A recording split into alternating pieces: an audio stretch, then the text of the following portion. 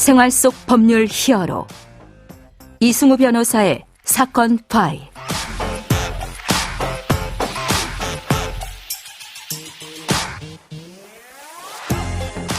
안녕하세요. 이승우 변호사입니다. 각종 사건 사고에서 여러분을 구해드리겠습니다.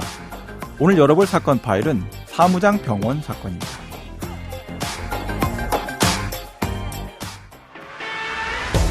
불법 사무장 병원으로 의심되는 요양병원 90곳이 적발됐습니다. 이들 병원에 지급된 요양급여 비용 5,800억 원도 환수한다는 방침입니다. 타인의 자격증을 빌려서 의료 행위를 한다. 가지는 위법성이 매우 크겠죠. 다른 사람의 이름을 빌려서 의료법 위반 행위로 나가고 또 그로 인해서 발생되는 손해배상 문제에 대해서 박기태 변호사님과 함께 알아보도록 하겠습니다. 안녕하세요. 안녕하세요. 자, 오늘 바로 준비해 오신 사건으로 들어가 볼까요? 어떤 사건입니까? 예, 어떤 운영자, 건물주가 있습니다. 네네. 이 건물주가 병원을 하나 열었는데요. 예. 자신의 처조카인 의사한테 건물 임대해서 병원을 운영하게 했어요. 네네. 이때까지만 해도 큰 문제가 없었던 거죠.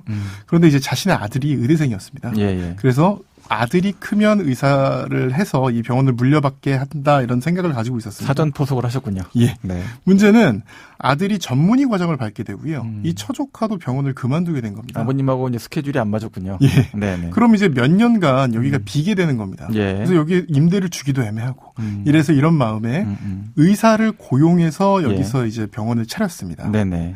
이 실제로 그 고용한 의사분이 실제로 진료도 다 하시고 예. 그 의사의 사진도 붙어 있고 그랬죠. 그럼에도 불구하고 이 병원의 실제 운영한 사람은 건물주다. 예. 이렇게 해서 이제 요양급여 비용 11억 8,900만 원을 비롯해서 이제 다른 의사들도 고용을 했는데 예. 57억 5,400만 원에 대해 환수 처분이 나왔습니다. 건강보험공단에서 지급했던 요양급여에 대해서 전부 다 반환해라. 예, 맞습니다. 이런 이제 환수 처분이죠. 예. 결국 건물주도 다시 소송을 냈겠군요. 네, 낼 수밖에 없죠. 네. 자, 이게 이제 이른바 사무장 병원 형태다라고 볼 수가 있는데, 네. 사무장 병원 이게 뭔지 정확하게 좀 설명을 해 주시면 좋을 것 같고요. 또 법원이 이 사건 어떻게 판단했는지도 좀 설명을 해 주시죠. 일단 사무장 병원은 의료인이 아닌 사람이 만들어 운영하는 병원을 다 사무장 병원이라고 합니다. 네. 그래서 명의를 가진 의사가 직접 진료를 해도요. 예. 실질적 운영자가 다른 사람이면 사무장 병원입니다. 우리 법에서는 의료기관은 의료인만 운영할 수가 있고. 의료인이라는 게 딱 그건 아니지만 의사를 거의 의미하죠. 그렇죠. 의사, 치과의사, 한의사. 그렇죠. 이분들만 운영할 수 있고 그리고 그 의료인은 단 하나의 병원만 운영할 수가 있습니다. 그렇죠. 재판부는 이 요양급여 환수 처분, 아까 말씀드린 54억 부분은 실제로는 이제 쟁점이 된 건 11억 부분인데요. 네. 이 환수 처분은 적법하다고 봤습니다. 네. 이게 형사사건의 확정 판결에서 인정이 됐고 이거를 이제 채택하기 어렵다고 볼 만한 객관적 사정을 찾기 어렵다고 했고요. 예. 그리고 이제 다양한 어떤 자료들, 그러니까 명함, 이사장 직함, 그리고 이제 돈을 건물주가 직접 받은 경우도 있어요. 예. 그리고 이제 면접도 이 건물주가 직접 하고 이런 점들 때문에 병원의 수익이 건물주한테 돌아갔고 예. 이 건물주가 실질적인 의사결정을 모두 했기 때문에 예. 이 병원은 사무장 병원이기 때문에 이 요양급여 비용을 환수 처분한 건 적법하다.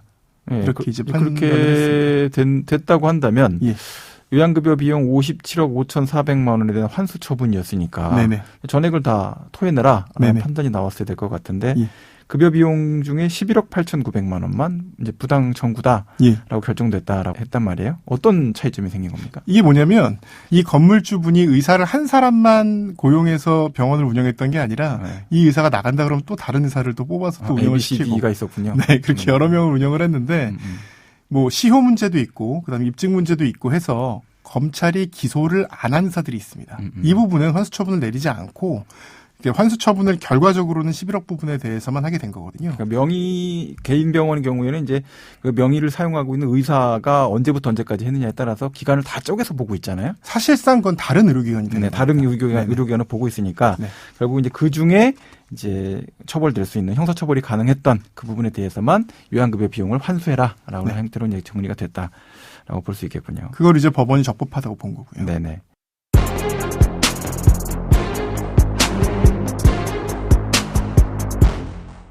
사건의 이제 포인트로 조금 더 좀 들어가 볼까요? 이제 사무장 병원 이렇게 얘기하면 뭐 거기에 사무장이 진료를 하는 건 아니잖아요. 네. 그렇죠? 사무장이 진료를 하게 되면 그거는 별도의 형사처벌로 굉장히 강력하게 처벌하는 조항이 따로 있죠. 거의 무기징역까지. 네, 무기징역까지 선고하는 조항이 따로 있는데 사무장이 병원의 운영 주체다.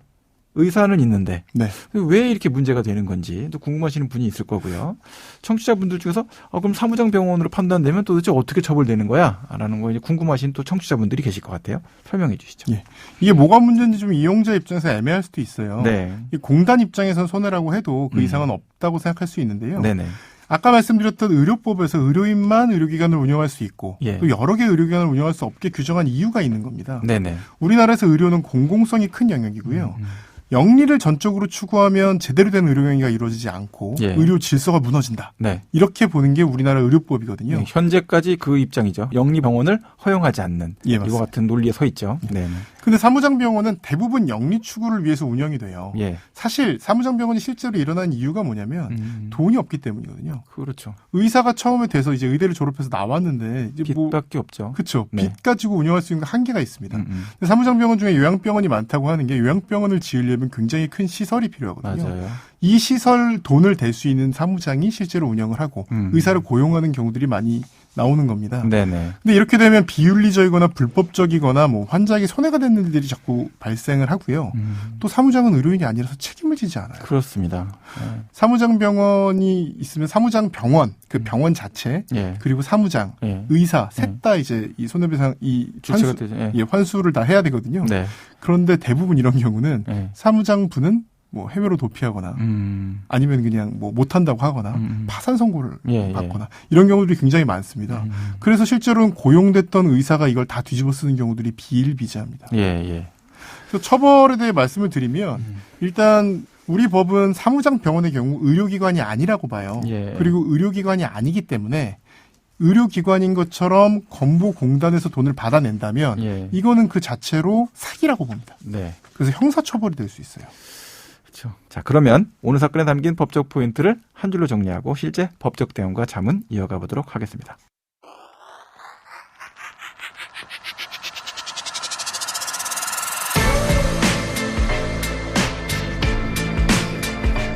이럴 땐 법대로. 자, 사무장 병원이 왜 생기고 문제가 계속되는지에 대해서 말씀을 드리면 처음에 이제 경제력을 지니고 있는 비의료인, 그러니까 의사 아닌 사람이 경제력이 있고요.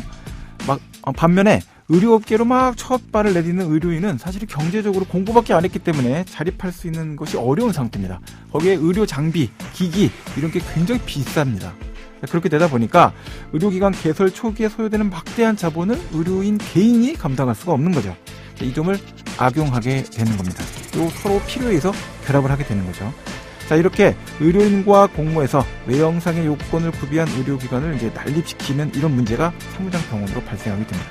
그러다 보니까 의료인이 중심이 돼서 법체계가 완성이 되어 있는데 이 점을 다 무시하고 의료시장 질서 전체를 그냥 막 어지럽히는 한편 요양급여나 보조금 같은 이런 것들을 국가로부터 부정수급하는 형태, 결국 국민건강보험 재정에 누수를 가져오는 문제가 생기기 때문에 사무장 병원에 대해서 엄단할 수밖에 없다라고 하시면 될 것 같습니다.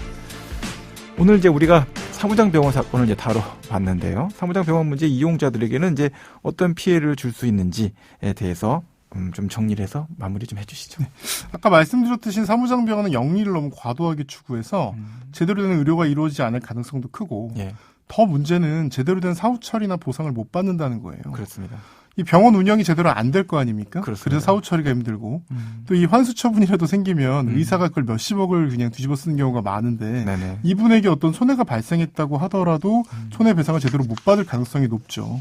그래서 뭐 의료기관의 크기에 비해서 의사가 너무 젊고 예. 또 의사가 너무 적고 이런 병원들은 사무장 병원이라고 좀 의심을 하실 필요가 있고 그렇겠네요. 알아보면 충분히 알아보실 수 있거든요. 네. 이런 병원들은 꼭 조심하셔서 찾지 않는 것이 좋습니다. 네.